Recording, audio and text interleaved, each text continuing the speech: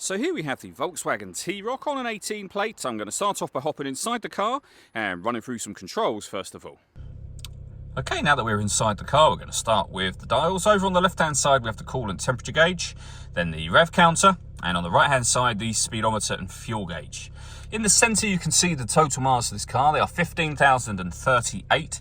You can change the information displayed in that central section for various different things. We're on the driving data menu, but there are other menus available to you as well, and you can see me cycling through those now.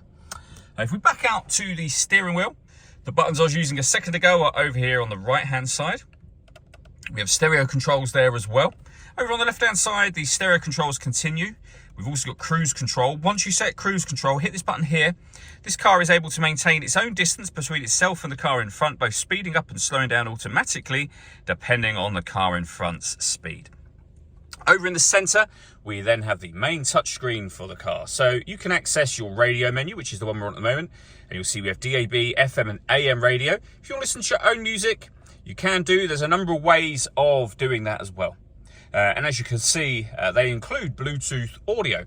So not only can you make and receive phone calls, you can also stream your music wirelessly as well. Once, that is, you paired the phone up just there. Working our way down from that, we have dual zone climate control. So you can adjust the fan speed, the temperature for the passenger and driver.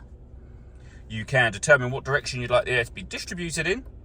And when you're happy with those settings, air conditioning is on at the minute, you can turn it off, back on again, or hit auto. The car will take control of the direction of the air and the fan speed to maintain the two temperatures you've asked for. Any manual adjustment will override that and allow you to put it back on your own settings here.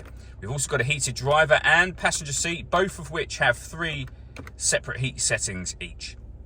Above that, we can turn our parking sensors on and off. We have our hazard warning lights, of course. You can turn off the stop and start. This car is designed to cut out when it's stationary in traffic to save you fuel. The system is off when that light shows, and you can change the driving setup of the car from eco to normal, sport or individual, and under individual you can customize these settings for yourself. Finally, we then have the gear lever for the fully automatic gearbox. All that leaves me to say is thank you for taking the time to watch this video. If you'd like to come and see this ULEZ compliant car for yourself and have a test drive, please feel free to call either of our MJA sites. We'd love to hear from you soon.